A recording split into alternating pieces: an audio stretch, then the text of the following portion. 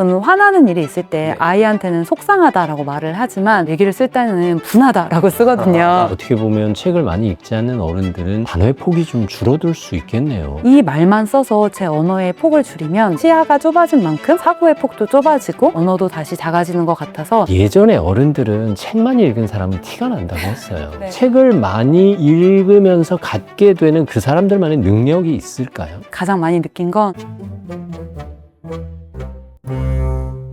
여러분 안녕하십니까? 책을 읽고 삶을 이야기하는 대화 채널 책과 삶, 책과 사람의 김재훈입니다. 책 많이 읽는 사람 하면 어떤 생각이 떠오르십니까? 조용하고 내성적인 사람? 말은 좀 어눌해도 지식이 많은 사람? 하지만 오늘의 주인공이 말하기는 절대 아니라고 합니다. 오히려 책을 많이 읽는 사람은 더 활동적일 수도 있고 더 말을 잘할 수도 있다고 주장하시는데요. 그런 이야기 들어보겠습니다. 독서라는 사건, 이 책을 민리의 서재와 함께 쓰신 정유라 작가 함께합니다. 어서 오십시오. 네, 반갑습니다. 우리 구독자 여러분께 인사 부탁드립니다. 안녕하세요. 저는 데이터로 사람들의 생각을 읽고 그걸 이야기로 전달하는 일을 하고 있는 정유라라고 합니다. 네, 반갑습니다. 그나저나 무슨 일을 하시는 거예요? 정확히 말하면 데이터로 사람의 생각을 좀 알아내려고 노력하시는 거예요? 네네. 저는 이제 소셜 데이터나 또 다양한 결제 데이터, 다양한 데이터들을 통해서 사람들이 어떤 말을 하고 어떤 데 돈을 쓰고 그런 것들을 분석하고 그걸 다양한 이야기나 리포트를 쓰는 일을 하고 있습니다. 어떻게 보면 작가님은 숫자와 통계로 사람을 알아내는 일을 하시는 거네요. 네, 맞습니다. 근데 저는 숫자로 볼 때도 있지만 정말 말씀하신 것처럼 숫자 뒤에는 굉장히 다양한 이야기들이 담겨 있고 어떻게 보면 제가 일을 하면서 더 재미를 느끼고 더 감동을 받는 건 항상 그 숫자 뒤에 있었던 어떤 패턴이나 이야기들이 숫자에 담지 못했던 사람들의 진짜 모습들, 진짜 변화들을 보여주는 것 같아서 그런 이야기들을 조금 더 재밌게 해보려고 노력하고 있습니다. 사실 이 영상을 보시는 분들은 누구보다 책을 사랑하시는 분들이고 누구보다 서점이라는 그 공간을 어떻게든 지키고 싶어 하시는 분들이거든요. 그런 분들에게 독서 사건이다 라고 말할 정도가 됐어요. 이거 어떤 관점에서 해석해야 돼요? 사실 사건이라고 말했을 때 사건이 무엇이냐라고 생각하면 어떤 것이 일어나기 전과 후가 달라지는 일이라고 말할 수 있을 것 같은데 최근에 텍스트 힙이라는 말이 굉장히 유행했잖아요. 어떻게 보면 여태까지 전 트렌드 분석을 거의 10년 넘게 해오면서 매년 어떤 트렌드가 화두다, 어떤 것이 트렌드다라고 말할 때 그 근거 자료로는 책을 많이 활용했거든요. 예를 들면 90년대생이 온다라는 책이 떴다, 세대 담론과 연결해서 밀레니얼이 중요해졌다, 도파미네이션이라는 책이 뜬다, 도파민이 중요해졌다, 이렇게 어떤 현상을 설명하는 자료로는 책에 항상 빠지지 않고 들어갔는데 책이라는 현상 자체가 트렌드가 된 건 제가 트렌드를 봐온 10년 동안 처음 있었던 일이어서 정말 사건이라고 말할 수 있겠구나. 그리고 이것이 사건이 된 이상 전과 달라지긴 어렵게 책에 대한 이야기들이 굉장히 달라지고 책과 관련한 생각들, 생활들이 많이 달라지겠구나라고 생각했습니다. 저는 말하기를 도구 삼은 직업을 30년 넘게 하고 있잖아요. 근데 요즘 음성언어 소통의 비중보다 문자언어의 소통의 비중이 훨씬 높아졌잖아요. 근데 사실 책은 안 읽어요. 근데 이 책 읽으면서 맞아, 우리가 책은 안 읽어도 어마어마한 것들을 읽고 있지라는 개념을 다시 깨달았어요. 그 읽는 걸 한번 나열해 봐 주세요. 저희가 문자도 다 읽고 핸드폰으로 오는 모든 광고 메시지도 다 읽는 거고 SNS를 들어간다 하더라도 다 읽고 예전엔 신문이라는 거는 구독해서 보는 분들만 보시는 거였는데 이젠 정말 엘리베이터에서도 신문을 읽게 되고 다양한 매체들이 다 활자를 통해서 이야기하고 있고 사실 유튜브라는 것도 썸네일로 사람들을 자극하기 때문에 그 언어를 통해서 항상 입구가 있어서 저희가 읽는 언어들은 정말 방대해졌다라고 말할 수 있을 것 같습니다. 사실 앞서 말씀 잠깐 드렸습니다만 책 좋아하는 사람, 어린 시절에 떠올리던 선입견은 정말 조용하고 얌전하고 왠지 자기가 갖고 있는 지식을 잘 표현하지 못할 것 같은 그런 느낌이 들어요. 근데 실생활에서 혹은 데이터를 통해서 보는 책 좋아하는 사람의 느낌은 성향이 많이 달라진 거죠. 네, 굉장히 많이 달라졌다고 생각하는데요. 그게 수치로도 나타나더라고요. 그 독서 실태 통계를 보면은 책을 가장 많이 읽는 사람들이 20대로 나타났거든요. 그리고 모든 연령대에서 독서가 줄지만 20대의 독서는 굉장히 늘고 있고 또 엄청난 흥행을 했던 서울국제도서전을 가더라도 20대들이 정말 많이 책을 사랑한다는 걸 볼 수 있는데요. 근데 달라진 점이 있다면 과거에 책을 좋아하시는 분들은 이 책을 보고 너무 좋아서 마음속에 품고 계셨다면 책을 좋아하는 요즘 사람들 사람들은 그 책을 단순히 좋았던 데 머무르는 게 아니라 이 책이 얼마나 좋았는지, 왜 좋았는지 남들에게 적극적으로 이야기하고 적극적으로 표현하고 거기에 머물지 않고 책을 통해서 콘텐츠를 만들어서 알리는 일들을 하고 있더라고요. 과거에는 편집자나 아니면 마케터가 하던 일들을 적극적으로 독자들이 이어받아서 하고 있고 콘텐츠로 만들고 재료로 만들고 있어서 그런 점들이 과거의 독서와는 다르고 책 읽는 사람들은 이럴 것이야 라고 생각했던 모습과 다른 양상을 띠고 있어서 독서의 문화나 양상도 달라질 것이라고 생각합니다. 그래서 출판사마다 어떻게든 20대들의 마음을 맞아요. 사로잡게 네. 해주시는 거고 네. 어떻게든 그들을 통해서 그들 네. 셀프 홍보를 해주겠다는 네. 거죠. 그러면 그들의 일터에서 혹은 그들의 업무 영역에서 책 많이 읽는 사람들의 특징이 좀 드러나겠는데요? 네, 아무래도 20대들 중에서도 책을 좋아하시는 분들은 책이라는 물성에 머무르지 않고 그 책을 통해서 어떻게 하면 나를 더 풍부하게 표현할 수 있을지, 그리고 어떻게 하면 나와 비슷한 취향인 사람들과 혹은 비슷한 책을 좋아하는 사람들과 연결될 수 있을지를 끊임없이 고민하시는 분들인 것 같아요. 그래서 어떻게 보면 더 사교적이라고 할 수 있고 또 다양한 것들을 흡수하는데 굉장히 열려있다? 이렇게도 말할 수 있을 것 같습니다. 사실 의무감으로 읽는 사람도 있고 재미를 알아낸 사람도 있고 약간 차이가 있겠죠. 네, 아무래도 있을 것 같습니다. 네. 확실히 책은 재밌는 통계가 스마트폰을 너무 많이 사용한다고 생각하시나요? 라고 물으면 다 네 라고 현대인은 얘기할 수밖에 없잖아요. 근데 책을 아무리 많이 읽는 사람에게도 책을 충분히 읽으세요? 라고 물어보면 전 충분히 읽지 않아요 라고 이야기를 하는 게 아무래도 그만큼 책은 부담감이 있고 많이 읽어야 한다는 의무 속에 편견을 갖고 있기 때문인 것 같은데 요즘 사람들은 단지 의무의 영역에만 머물지 않고 책을 어떻게 하면 더 재밌게 읽을 수 있을지, 이 책을 어떻게 하면 더 깊게 그리고 저랑 관련해서 재밌게 읽을 수 있을지를 고민하는 사람들이 더 많아지고 있는 것 같습니다. 참 이 책 읽는 재미를 사람들이 좀 알면 좋은데 확실히 책 읽는 사람들은 점점 줄어들고 있는 거죠. 줄어들고 있는 거는 통계상으로는 확실한 것 같은데요. 제가 주목하고 싶은 건 책을 읽는 사람들 숫자, 완독하는 사람들 자체는 줄어들 수 있지만 그 책을 읽는 사람들의 모습은 너무 다양해지고 있는 것 같아요. 그래서 종의 다양성이 생태계의 건강도와 유사하다고 한다면 종의 다양성은 굉장히 활발해지고 있다라고 말할 수 있을 것 같고 20대만 그렇게 많이 읽는 것이 아니라 그 20대가 읽은 것이 SNS나 이렇게 온라인에 노출이 되다 보면 거기에 감화받은 30대, 40대, 50대의 독서 습관도 바뀌고 그렇게 처음엔 혼자 읽으시던 분들이 더 연결되어 가고 싶고 더 다르게 읽어보시고 싶으셔서 다양한 독서 활동으로 나타나고 있어서 그런 점들을 봤을 때 지금 단순하게 보이는 수치상으로는 점점 덜 읽는 세대가 맞을 수 있고 볼 것들이 많아지는 시대에서 책이 아무래도 지금 당장 주목받지 못할지언정 지금 이렇게 다양한 모습으로 변화가는 문화가 점점 스며든다면 결국에는 변곡점을 맞아서 더 책을 많이 읽는 시대로 변해가지 않을까라고 이 책을 쓰면서 희망을 갖게 됐어요. 실제로 독서 모임도 꽤 많아지고 다양해졌더라고요.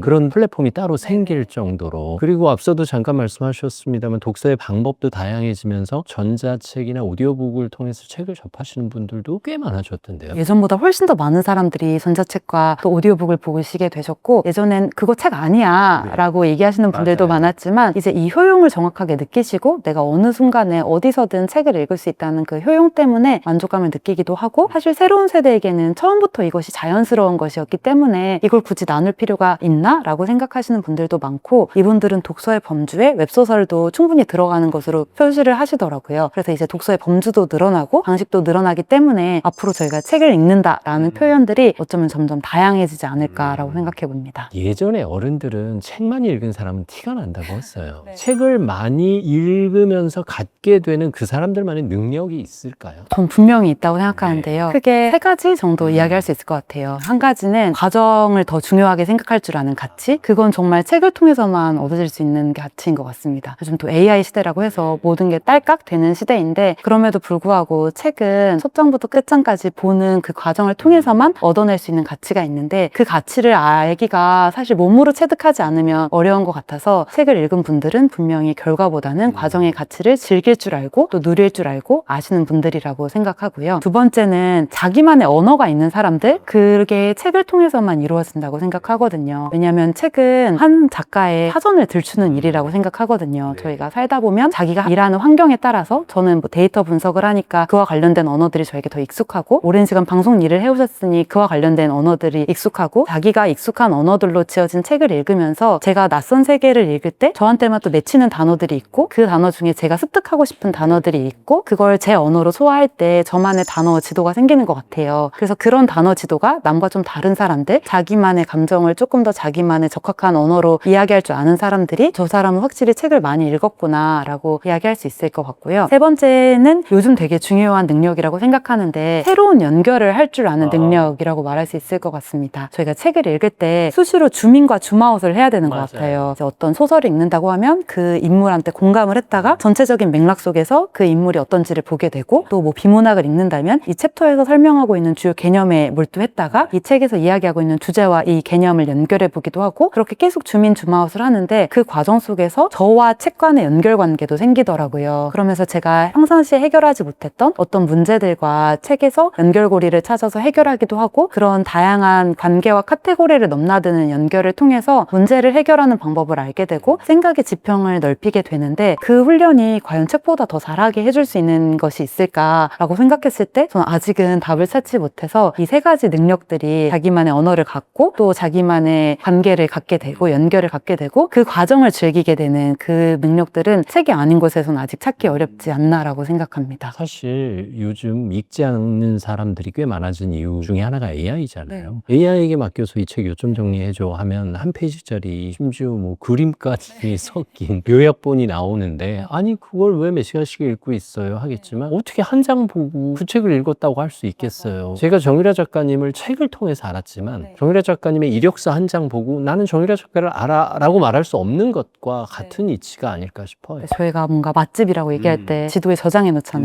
네. 근데 그 저장해 놓은 거는 아는 거지 가본 것도 아니고 맛을 본 것도 아닌 것처럼 이렇게 책도 아, 그 책 요약했어 라고 한다면 그건 그냥 정말 줄거리만 아는 정보에 지나지 않으나 이 책을 읽어보면 아무래도 저만의 추억이 생기고 책과 저만의 관계가 생겨서 그 과정은 AI가 절대로 대체할 수 없다고 생각합니다. 사실 책에서도 언급하셨지만 그 작가와 호흡하는 과정이라는 표현을 쓰셨잖아요. 작가의 말에 내 개인의 추억이 소환되기도 하고 나에게서 새로운 아이디어가 생성되기도 하고 이런 게 모두 연결이라는 작업이 아닐까 생각합니다. 아, 이게 들으면 들을수록 읽어야 할 것 같은데 사실 이게 느린 작업이 돼버렸어요. 느린 작업이 된 이 독서를 우리가 어떤 관점에서 가치를 찾아야 할까요? 저희가 흔히 효율적인 관점에서 비효율적이다, 느리다라고 이야기할 때 결과를 중심으로 항상 얘기했던 것 같아요. 근데 앞서도 말씀드렸지만 과정의 관점에서 보면 느린 시간을 투자할 만한 가치가 있는 일이 무엇인가 라고 생각했을 때는 책은 결코 느린 활동이 아니고 굉장히 충만한 활동이라고 말할 수 있을 것 같거든요. 그래서 사실 저희가 요즘 빠르다, 가성비, 시성비 이렇게 말하는 것들은 모두 결과 중심적으로 이야기하는 것이지만 그런 결과 중심적인 것들은 AI와의 경쟁에서 저희가 더 이상 우위를 가져가기 어려운 반면에 저희가 무언가 충만함을 느낄 수 있는 시간, 충만한 생각을 들일 가치가 있는 것들을 판단해낼 수 있는 그런 선택은 제가 많이 경험해봐야지만 내릴 수 있다고 생각하고 그런 가치가 있는 행동, 그런 가치가 있는 사치라고 해야 될까요? 현대 시간의 가장 희소한 사치는 책에서 저희가 만날 수 있지 않을까 생각해 봅니다. 그렇죠. 사실 책을 읽는 시간만큼 우리에게 주어진 시간을 밀도 있게 활용할 기회는 많지 않아요. 그리고 이제 두 번째 챕터에서는 인간다운 훈련이라는 표현을 쓰셨는데 사실 책을 읽는 작업이 생각하는 노동이 줄어드는 이 시대에 어떻게 보면 우리에게 꼭 필요한 운동으로 비유를 하셨어요. 아무래도 저희가 육체노동의 시대에서 정신노동의 시대로 올라갔고 지금은 지식노동마저도 기계가 대신해주는 계속해서 어떤 노동의 일부를 외주화하고 있는 과정에서 저희가 지식노동으로 들어왔을 때 사람들이 더 이상 몸을 쓰지 않으니까 운동을 해서 체력을 단련시키고 최근에 러닝붐도 일고 정말 웰니스 붐이 일어서 모두가 정신과 마음의 건강에 힘을 쏟고 있는 그런 시대인데 지식노동을 덜 하는 시대일수록 근력을 키우지 않으면 절대 안 될 시대가 올 것 같아요. 근데 앞서도 판단력이란 이야기를 해주셨었는데 저는 인간다움의 가장 중요한 핵심은 우리가 판단력을 어떻게 키울 것인가에서 지금 더 중요해질 것이라고 생각하는데요. 모든 지식과 정보를 기계가 다 취합하고 패턴을 발견하고 저희한테 보여준다면 어떤 질문을 하고 그 질문을 통해서 나온 대답 중에 어떤 것을 고를지에 대한 판단은 저희가 마지막으로 인간이 해야 되는 역할인데 그 판단력을 키우기 위해서 저희가 지적 노동을 하는 가장 좋은 운동이 책이라고 생각을 하거든요. 그래서 책을 읽고 이 맥락 속에서 무엇이 중요한지를 발견하고 이 책이 말하고자 하는 바를 고민하고 저랑 다른 저자의 생각을 반박도 해보고 공감도 해보고 그런 시도들을 통해서 판단력이 키워진다고 보기 때문에 그런 판단력이 앞으로 우리 사회에서 근력만큼이나 중요하지 않을까 그런 생각을 합니다. 근데 어려서부터 AI에 의존하다 보면 3, 40년 후에 다음 세대들은 AI의 업무 성과를 평가할 수 있는 능력을 갖지 못할까 봐 그게 더 걱정이네요. 초등학교 1학년, 2학년 친구들은 TV를 보면서 저거 진짜 찍은 거야? AI 영상이야? 이렇게 물어본다고 있다고 하더라고요. 그만큼 이제 현실과 인공지능이 만들어낸 것들을 구분할 수 있는 능력이 떨어지기 때문에 아마 그럴 텐데요. 책에도 있었지만 AI가 쓴 글과 인간이 쓴 글을 알아볼 확률이 거의 50%밖에 안 된다고 하니까 사실 알아볼 수가 없는 지경이라고 말할 수 있을 것 같은데, 그럼에도 불구하고 정말 중요한 것이 무엇인지 알아보는, 그리고 정말 중요한 것이 무엇인지 알려면 내가 누구인지, 내가 무엇을 중요하게 여기는지를 알아야 하기 때문에 그런 능력은 책을 통해서 기를 수 있을 거라고 생각합니다. 앞서 운동 얘기도 하셨지만 우리 어린 시절만 해도 예전에는 세탁기 끝내면 말리느라고 빨래라도 터는 과정도 있었지만 지금은 건조기에게 맡기고 또 운동을 하러 가야 되는 시대인데, 지식 노동을 AI에게 맡기면 그럼 우리 뇌 운동 해야 된다는 얘기예요. 산책 가듯이 책을 읽는 시대가 곧 올 것이다.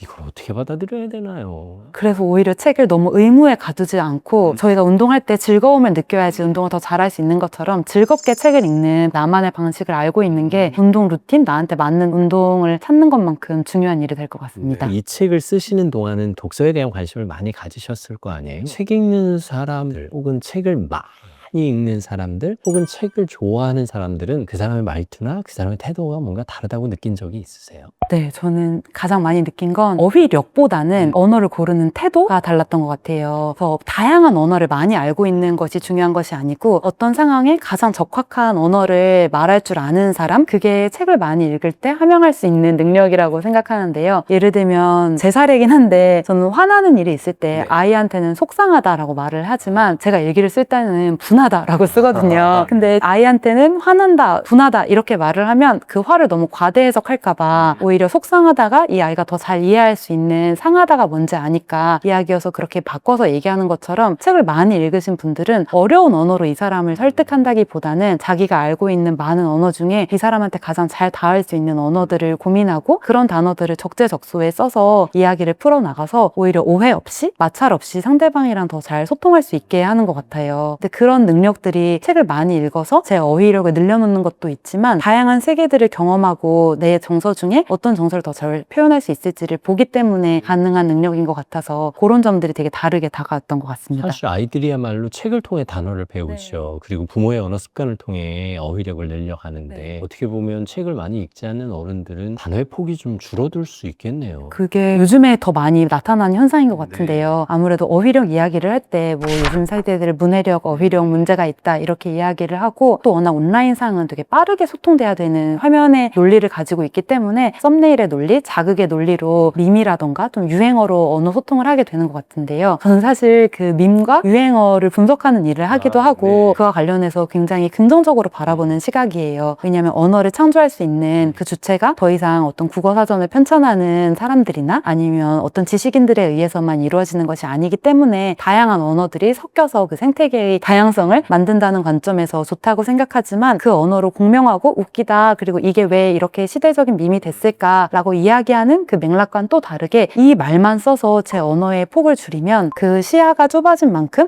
제 사고의 폭도 좁아지고 그 결과로 언어도 다시 작아지는 것 같아서 다양한 언어를 억지로라도 활발하게 사용해보는 노력을 일상생활에서 하는 게 아무래도 저희가 세상을 바라보는 시각을 더 넓힐 수 있는 것 같고요. 또 그런 썸네일의 언어 아니면 이제 인터넷에 올라오기 좋은 자극적인 언어들에게 절여지다 보면 제가 세상을 바라보는 그 프레임이 너무 계급화되는 것 같아요. 아무래도 그런 언어들이 좋아하는 것들이 계급화라던가 아니면 좀 납작하게 표현하는 언어들이어서 그 결과 제가 행복을 평가하는 기준이나 제가 제 삶의 기쁨을 평가하는 기준들도 그렇게 납작해지기 쉬운 것 같아서, 그런 언어들에게 위탁하지 않고 제 행복이나 제 기쁨을 더 다양한 관점과 카테고리로 이야기할 수 있는 언어들을, 또 세상들을 책을 통해서 습득하면 좀 삶도 조금 더 나아지지 않을까? 너무 나는 가난해라던가 나는 뭘 가지지 못했어, 나는 어떤 급이야 라고 그 언어 안에 갇히기보다는 더 다양한 가능성이 있다는 걸 알게 되지 않을까라고 생각합니다. 앞서 말씀하신 대로 사실 저는 말하는 직업을 갖다 보니까 단어 하나하나를 신중하게 선택하려고 하고, 그리고 단어가 주는 그 느낌을 오랫동안 향유하려고 애쓰는 편이거든요. 근데 단어의 이른바 트렌드 얘기를 하시면서 요즘 밀도와 질감 얘기를 이 책에서 하셨어요. 제가 말하기 가르칠 때 밀도와 질감 얘기를 아, 진짜요? 많이 많이 쓰거든요. 근데 그 단어를 언급하셔서 아 내가 그래도 좀 틀렸구나라고 네. 느꼈어요. 네네. 그 흐름을 아주 잘 잡으셨던데요. 시대 정신 너무 잘 읽으신 것 같아요. 네. 저는 작년에도 이제 밀리랑 같이 26년의 독서 트렌드를 전망하면서 독서 키워드가 뭐가 될까라고 이야기를 할 때 작년에 굉장히 인기 있었던 말 중에 느좋이라는 맞아요. 줄임말이 있었잖아요. 그 말이 느낌 좋다인데 아니 기분도 아니고 왜 느낌일까라고 생각을 했을 때 요즘 사람들이 가장 결여된 것 중에 하나가 정서라고 생각을 했어요. 왜 정서냐면 말씀하시는 것처럼 AI가 요약해주는 시대, 정말 모든 것들이 밈과 짤, 자극으로만 이루어진 시대에서는 정서를 느끼기가 너무 어려운데 정서는 되게 다양한 단어들, 구체적인 단어들로 펼쳐지는 이야기다 보니까 책을 통해서만 읽을 수 있고 사람들이 그게 희소하기 때문에 더 많이 추구하는 것 같거든요. 그렇기 때문에 그런 정서를 평가할 수 있는 단어로 밀도라던가 질감이라던가 그런 말들을 쓰고 있는 것 같아서 요즘 사람들이 가장 희소하게 생각하는 것들을 추구하는 그런 현상들이 그런 말을 많이 하는 것으로 나타났다고 생각합니다. 사실 이 책에서 이제 밀리의 서재 데이터를 분석하는 작업도 같이 하셨는데 요즘은 전자책에도 색칠도 할 수 있고 밑줄도 그릴 수 있고 메모도 할 수 있잖아요. 기록하는 독자들이 좀 더 책을 많이 읽나 봐요. 네, 데이터상으로 저도 그렇게 나와서 놀랐는데요. 하이라이트를 많이 하신 분들이 평균 독자들보다 더 많은 책을 읽고 계시더라고요. 근데 그게 어떻게 보면 놀랄 일이 아니다라고들 생각을 한 게 기록이라는 거지 인간들이 되게 오랜 역사 동안 해왔던 일이잖아요. 자기 머리나 몸에 있는 것들을 밖으로 꺼내서 남기고 싶은 것, 벽화로도 그리고 창작물로도 남기고 편지로도 쓰고 요즘엔 다 어딜 가든 인증샷을 찍는 것도 맞아요. 어떻게 보면 기록의 일종으로 추억이나 생각을 남겨두고 싶은 건데요. 책 역시도 기록을 하면서 읽다 보면 그 책이 하나의 사건이 되는 것 같아요. 네, 그리고 그 책과 관계가 생기고 그렇게 관계가 생긴 책은 이 작가의 책이 아니라 제 책이 되기 때문에 더 의미가 있어져서 아마 그런 관계 맺기를 좋아하시는 분들이 더 책을 많이 읽으시는 분들이 아닐까라고 네. 생각합니다. 밀리의 서재의 통계를 통해서 한국 사회가 지금 책을 어떻게 읽고 있는지 그 트렌드가 그려진다는 거죠. 한국 사회는 책을 읽긴 읽고 있는 거죠. 그쵸. 전체 통계상으로는 책을 읽는 인구가 분명 줄어들고 있는 것은 맞지만 과거와 다른 방식으로 읽고 있고 과거와 다른 마음가짐으로 읽고 있기 때문에 책을 읽는 사람들의 그런 마음, 지금 그 마음이 전 더 재밌고 더 신기하다고 생각하거든요. 그리고 이 사람들이 충분히 저쪽이기 때문에 읽지 않는 사람들을 설득하고 매혹할 정도라고 생각해서 앞으로는 책을 읽는 사람들이 더 많아질 수밖에 없을 것이라고 믿어봅니다. 사실 우리가 책을 어렵게 생각하는 이유 중에 하나는 우리 어린 시절은 방해하는 결정적인 요인이 하나 있었어요.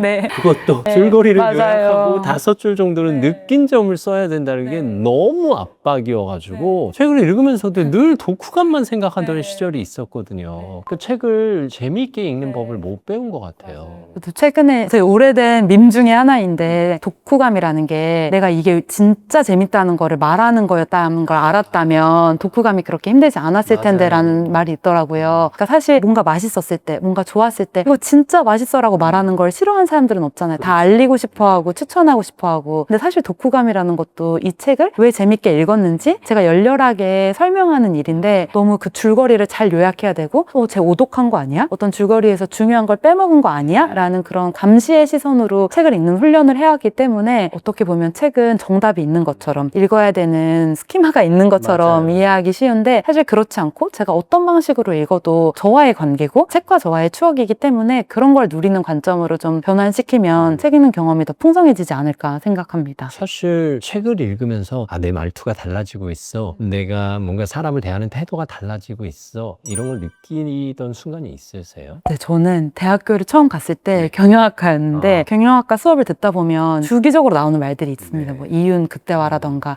주주가치 실현이라던가 재무제표 이런 단어들을 위주로 배우다가 동양 문학사와 서양 문학사를 인문 교양 수업으로 1학년 때 들었어요. 근데 다양한 나라들의 소설들의 이야기를 들으면서 유독 프랑스 이야기만 더 와닿더라고요. 그래서 이중전공을 프랑스어로 하게 되었는데 그때 이방인이란 소설을 프랑스어를 신청하면 항상 제일 먼저 듣게 되거든요. 근데 그때 부조리함 그리고 인간의 존재, 실존 이런 이야기를 대학교 1학년 때 듣는데 이게 내가 평생 고민해야 될 주제구나 라는 이런 단어들을 만지면서 살고 싶구나 라는 생각을 굉장히 강하게 했던 것 같아요. 그래서 사람들에게는 그 자기한테 더 어울리는 단어, 자기가 더 자기 삶을 구체적으로 설명할 수 있는 단어들이 있는데 그 단어를 물론 학교 수업에서도 들을 수 있지만 결국 책에 책에서 만날 수 있게 되고, 저는 그 이후로는 그런 말들을 제 삶에 더 어떻게 하면 적용할 수 있을지, 이 단어에 제가 끌렸던 이유를, 부조리함을 나의 그냥 평상시 언어로 어떻게 이야기할 수 있을지, 이런 것들을 고민하게 되었던 것 같아서 그런 경험들이 제가 세상을 바라보는 태도나 그리고 삶을 살아가는 태도도 다 변하게 한 게 아닌가 생각합니다. 그 시절 경험이 그럼 프랑스 유학으로까지 맞아요. 연결되는 네네. 거예요? 프랑스에서 만나는 프랑스 사람들의 책 읽기는 어때요? 그 나라 사람들은 정말 책을 많이 읽는 사람들이고, 또 신기하다고 느꼈던 것은 누구를 만나든 자기가 소설가가 될 것이라는, 언젠가는 책을 쓸 것이라는 야망을 품은 사람들이 굉장히 많더라고요. 그게 굉장히 재밌었고요. 그리고 그들의 언어 습관에서도 좋아라고 하면 와이낫이라는 말을 굉장히 많이 쓰거든요. 왜 안 돼라는 말을 많이 쓰는데 처음엔 그게 거절로 느껴져서 왜 저렇게 이야기하지? 라고 생각했는데, 그게 좋아와 싫어라는 그 중간지대에 고민을 유보하는, 대답을 유보하는 사이에서 서로가 조금 더 생각을 해볼 수 있게 유예하는 그런 단어였는데, 그런 극단적이지 않음이 사실은 책에 다 나와 있는, 책을 통해서만 저희가 그 와이낫의 Y를 구해가는 과정이잖아요. 그래서 그런 독서 습관이 어휘로도 다 이어지는 게 아닐까라고 생각해 봅니다. 그렇죠. 책을 많이 읽은 사람들이 책을 쓰고 싶어 하고 또 소설을 쓰고 싶어 하고 그건 그 표현력과 상상력이 늘어가는 것이 아닌가 싶어요. 또 밀리의 서재의 통계를 보시면서 오디오북이나 전자책을 읽으시는 분들이 그렇게 많이 늘었을 줄은 상상도 못했어요. 그러니까 아침 지하철 출근길에서 이어폰 꽂고 계신 분들이 주로 오디오북 들으시는 분들일 수도 있겠다 생각해요. 그리고 실제 그 시기에 자기 계발서 읽는 사람들이 그렇게 많다면서요. 저도 그 데이터를 정말 재밌게 읽었는데요. 출근길에 사실 책 들 수 없잖아요.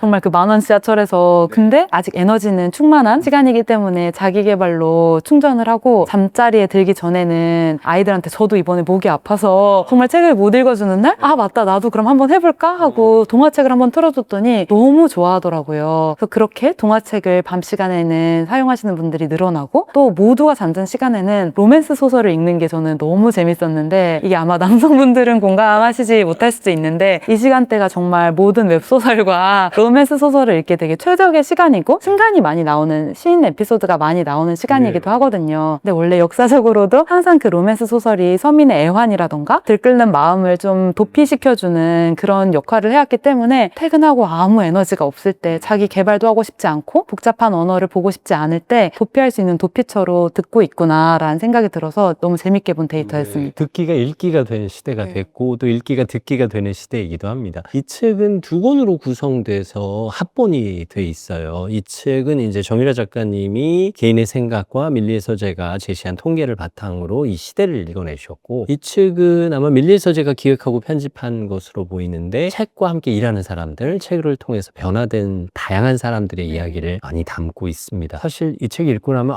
내가 책을 너무 안 읽었구나, 내가 책과 너무 멀리 살았구나, 아마 이런 깨달음 오실 텐데, 지금 이 영상을 보시는 분들은 사실 책이 좋아서 보시는 분들이란 말이에요. 그럼 책을 추천하는 영상 혹은 책과 관련된 이야기를 하는 영상을 보는 일은 책과 관련된 독서 작업일까요? 네, 저는 충분히 그것도 이제 독서의 활동이 되었다고 볼 수 있고, 그렇게 마음을 가져야 저희가 더 많은 책을 읽을 수 있을 것 같아요. 책을 많이 선택하는 이유 중에도 요즘은 이런 콘텐츠를 보고 책 추천을 받아서 읽는 사람들이 늘어났기 때문에, 이 역시도 제가 새로운 책을 알아가는 좋은 과정이 될 수 있다고 생각합니다. 지금 영상 보시는 분들은 사실 평소에 책을 읽는 분인데 우연히 책 안 읽다가 끌려서 들어오시는 분들도 계실 거예요. 웬만하면 책 좀 읽으시면 어떨까요? 라는 의미에서 이 시대에 우리가 책을 읽어야 하는 이유를 다시 한번 천명해 주시죠. 책을 읽어야 하는 이유는, 저는 저를 위해서 책을 읽어야 한다고 생각하는, 아주 이기적인 독서를 해야 한다고 생각하는데요. 사실 책을 읽는 가장 큰 이유는 제가 많아지는 일이잖아요. 사람은 한 번밖에 살 수 없다고 그런 말들이 있는 것처럼, 저희가 정서를 풍부하게 가져가는 게 삶에 어떻게 보면 더 가장 중요한 이유가 된 것 같아요. 지식을 많이 아는 것은 이제 인공지능이 더 할 수 있는 일이고, 우리가 얼마나 감정을 풍부하게 경험할 수 있느냐를 삶의 척도로 삼는다고 한다면, 책을 통해서 정말 다양한 정서를 알 수 있고, 슬픔이 한 가지 색이 아니고 기쁨이 한 가지 색이 아니라는 것을 책을 통해 알게 되면 제 삶이 되게 많아지는 생각이 들더라고요. 그냥 슬프지 않았고 그냥 기쁘지 않았다는 것을 알게 되고, 그런 다양한 슬픔과 기쁨이 있다는 것을 제가 알게 됨으로써 더 많은 사람들에게 공감할 수 있고 공명으로 이어질 수 있어서, 그렇게 더 많은 나를 만드는 작업으로서 책을 읽어보시기를 권해드리겠습니다. 책만 읽으시면 이렇게 됩니다. 더 많은 나를 만드는 작업, 참 마음에 와닿습니다. 그런데요, 책 안 읽은 지 너무 오래돼서 어떤 책부터 어떻게 읽어야 되는지 모르겠어요 라고 누군가 질문하신다면 보통 뭐라고 답하세요?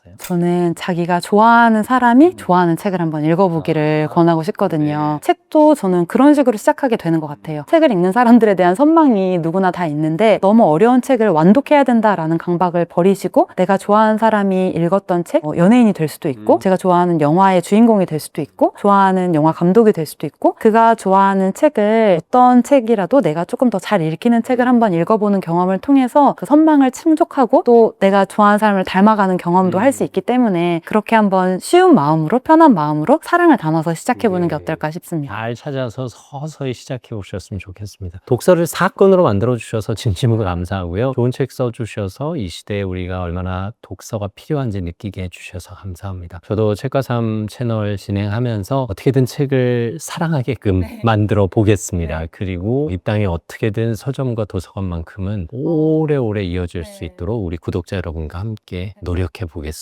좋은 책 써주셔서 진심으로 감사합니다. 데이터 분석을 하시는 분인데요. 독서라는 사건이라는 책을 밀리의 서재와 함께 쓰신 정유라 작가와 오늘 풍성한 대화 나눴습니다. 함께 해주셔서 감사합니다. 책을 많이 읽는다는 그 일은 내 삶을 풍요롭게 또 풍성하게 만드는 일이 아닐까 싶습니다. 여러분 이미 그러고 계시죠? 저희의 잔소리가 길었습니다. 책과 삶, 책과 사람 다음 시간에도 여러분 곁에 있겠습니다. 오늘도 감사합니다.